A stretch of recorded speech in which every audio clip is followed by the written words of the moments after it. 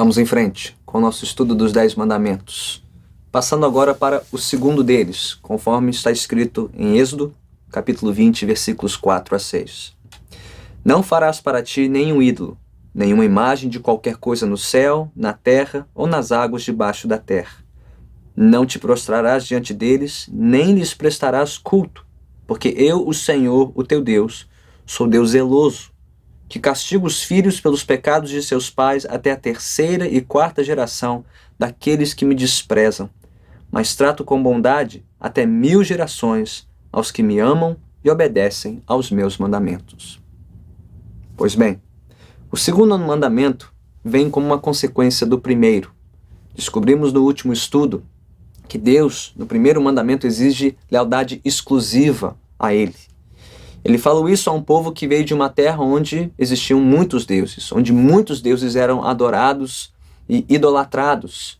Mas aqui ele vem acrescentar mais uma instrução sobre quem ele é e sobre como o seu povo deve adorá-lo.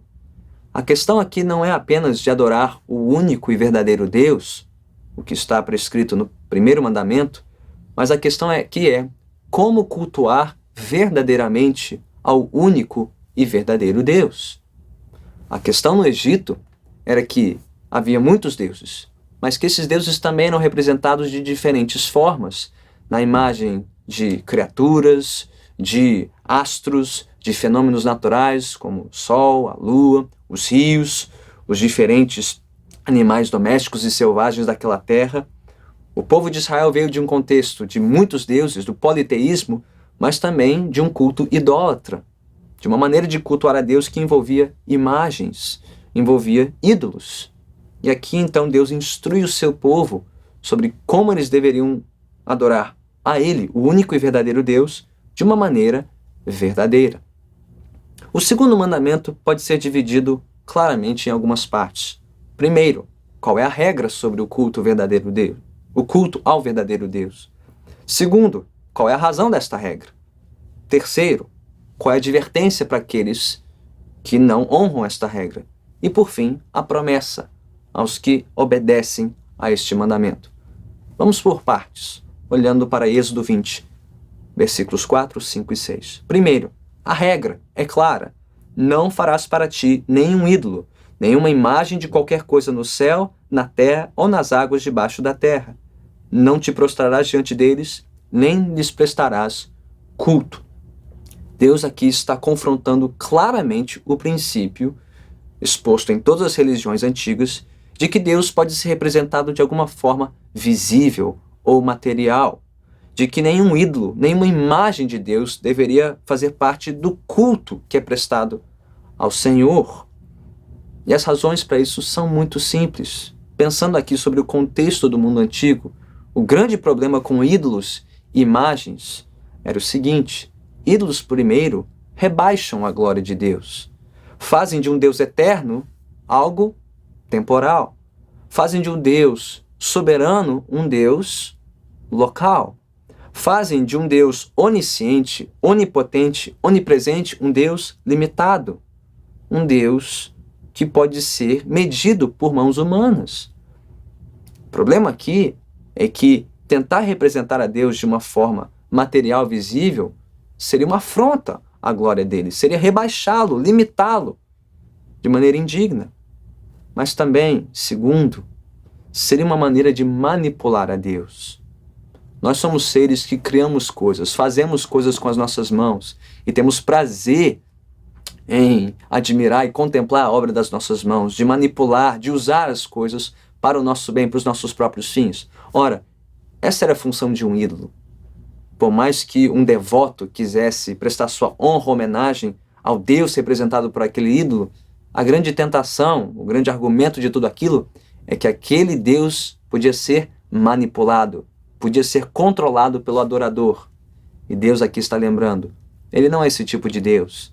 Ele não pode ser rebaixado a algo físico, limitado, visível, porque ele é eterno, ele é espírito. Mas também porque ele não pode ser manipulado, ele não pode ser controlado. Esta é a grande diferença entre o único e verdadeiro Deus e os falsos deuses, os ídolos. Os ídolos das nações têm forma, mas não têm voz. Este Deus não tem forma, mas tem voz. Ele não foi visto no Monte Sinai, de onde ele proferiu estas leis, mas ele foi ouvido. Sua palavra se fez ouvida, e por isso ele deve ser temido e honrado como este Deus santo, supremo, incomparável, incontido, incapaz de ser manipulado. Deus não compartilha sua glória com ninguém, nem mesmo com os que o adoram. A regra é clara: nenhum ídolo, nenhuma imagem de qualquer coisa no céu, na terra ou nas águas debaixo da terra.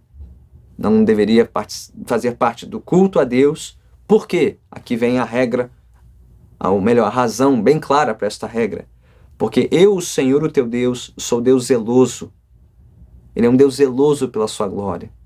É um Deus que não compartilha essa glória com ninguém, que não se deixará ser representado ou manipulado por quem quer que seja.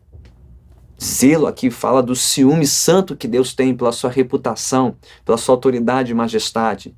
Ele não se prestará um papel de um falso Deus, de um ídolo qualquer. Ele não se rebaixará aos interesses e às vontades dos seus adoradores. Não, são seus adoradores que devem lhe prestar honra, reverência e submissão. A partir daí temos uma advertência clara e uma promessa ainda mais clara. A advertência é: ele é o Deus zeloso que castiga os filhos pelos pecados de seus pais até a 3ª e 4ª geração daqueles que me desprezam. Ora, Deus está aqui ensinando claramente aos chefes de família de Israel que eles teriam uma grande responsabilidade perante os seus filhos, que a honra que os pais prestassem ao Senhor seria refletida ou não na vida dos seus filhos, que os filhos seguiriam em muito o exemplo dos pais, estariam sob a condenação daqueles pais que não honrassem e não glorificassem ao Senhor, mas que eles mesmos, os filhos, teriam que prestar contas a Deus pelo desprezo que tiveram pela glória do Senhor. Há aqui uma advertência severa para a solidariedade familiar, coletiva dos lares de Israel, para o bem e para o mal. Aqueles que o desprezassem seriam julgados até a 3ª e 4ª geração. Mas aí vem a promessa. Deus trata com bondade até 1000 gerações aos que o amam e obedecem aos seus mandamentos. Vemos aqui que a graça de Deus em muito sobressai a sua justiça, que as suas misericórdias são maiores que seus severos castigos, mas que ele é tanto um Deus justo e santo como um Deus amoroso e misericordioso. Ele tratará com severidade os que desprezam a sua glória, mas ele tratará com bondade os que o amam e obedecem. Ora, esses princípios muito claros do 2º mandamento se veem com maior clareza ainda na história. Se avançássemos um pouquinho na narrativa do Antigo Testamento, veríamos, por exemplo, a geração de Josué. Uma geração que, liderada pelo exemplo piedoso de Josué, que disse no final daquele livro majestoso, após a conquista da Terra Prometida, eu e a minha casa serviremos ao Senhor, ele confrontou os chefes de família do seu povo, dizendo que eles deveriam escolher a que Deus eles serviriam, o único e verdadeiro Deus que os tirou do Egito, que os trouxe para aquela terra, ou os deuses dos seus antepassados e dos seus conterrâneos. Por ter escolhido servir somente a Deus, Josué foi honrado pelo Senhor, abençoado por ele, e o livro nos mostra, o livro de Josué, mostra como Deus honrou cada uma de suas promessas para com aquele povo. Nenhuma das suas promessas deixou de ser cumprida. Mas, tragicamente, terrivelmente, quando seguimos para o livro seguinte do Antigo Testamento, o livro dos Juízes, descobrimos lá no capítulo 2 que após a geração de Josué falecer, surgiu uma nova geração que desprezou ao Senhor, desprezou seus mandamentos e trocou o único e verdadeiro Deus pelos deuses, os ídolos dos cananeus. Eles trocaram o Deus soberano e glorioso que os libertou e que lhes deu aquela terra para seguir a deuses falsos e pior, deuses que eles pensavam que poderiam manipular, controlar para o seu próprio bem. E o livro dos Juízes nos conta o resto dessa história, como Deus visitou com castigo, com severidade e juízo as sucessivas gerações do povo de Israel que desprezaram a sua glória. Mas tão cedo eles voltaram para o Senhor, Deus teve misericórdia das suas vidas, Deus lhes mostrou a sua bondade. Ora, tudo isso tem muito a nos ensinar ainda hoje no nosso culto a Deus. Deus é o único e verdadeiro Deus, Ele é um Deus que se importa com o culto que lhe é prestado, o culto verdadeiro que honra a sua glória. Portanto, primeiro, Deus não tolerará nenhum tipo de culto a Ele que priorize mais a imagem do que a palavra. Nós dissemos que, diferente dos deuses das nações, que têm forma, mas não têm voz, este Deus não tem forma, mas tem voz. Ele nos falou por meio da sua palavra e deseja que no nosso culto a Ele, a sua palavra tenha a primazia, o primeiro lugar. O que temos visto, porém, nas igrejas e no culto que o povo de Deus tem prestado ao Senhor, é um culto que menospreza, diminui a centralidade e a prioridade da palavra e exalta o homem, sua imagem, sua forma, seu espetáculo, seu show, seu entretenimento, por meio de dança, teatro, encenações e, em algumas tradições, até mesmo por representações materiais, visíveis. Deus não tolera este tipo de culto porque Ele não compartilha sua glória com ninguém. Ele é um Deus zeloso que quer ser cultuado primeiro pela atenção devida à sua palavra. Nada deve competir com a palavra e com a voz de Deus. Segundo, como consequência deste mandamento, Deus não tolerará nenhum tipo de culto, nenhum artifício religioso usado para de alguma forma controlar ou manipulá-lo. Sim, muitos fazem uso de ídolos e de imagens para isso, pensando que por meio da imagem ou do ídolo vão conseguir manipular a Deus e alcançar o seu favor. Porém, há outras maneiras de fazer isso sem ídolos ou sem imagens. Diferentes tipos de correntes de oração, de prosperidade, de confissão positiva, achando que podemos colocar Deus contra a parede, torcer o seu braço para que Ele faça a nossa vontade. Não, Deus não é esse tipo de Deus. Deus não pode ser manipulado nem controlado. Ele deve ser honrado, temido, amado e obedecido.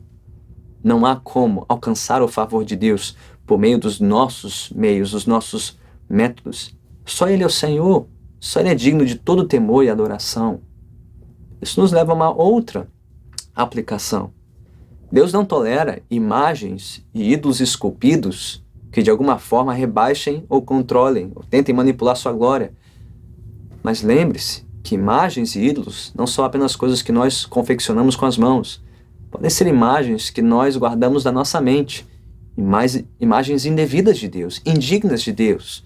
Como, por exemplo, a imagem de um Deus que é todo graça e nada lei, todo amor e bondade e nada justo e santo. É uma imagem indigna de Deus, imprópria da glória de Deus. Pode ser a imagem de um Deus balconista de ofertas, alguém pronto para nos abençoar e nos fazer prosperar, mas que não exige de nós nenhum tipo de temor, obediência e lealdade.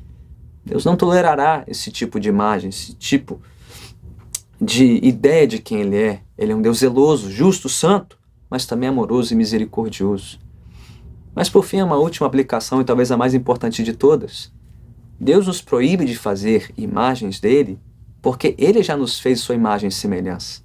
Ele nos criou a sua imagem e semelhança para sermos esta imagem aqui na terra, em obediência a Ele, em lealdade exclusiva a Ele. Mas nós rejeitamos este papel. Quisemos ser como Deus, iguais a Deus. E por isso Ele nos enviou seu Filho, Jesus Cristo, a quem os autores do Novo Testamento chamam da imagem, a perfeita expressão da glória do esplendor de Deus. Portanto, quando cultuamos ao Senhor, devemos fazê-lo por meio de Cristo. Ele é a imagem de Deus.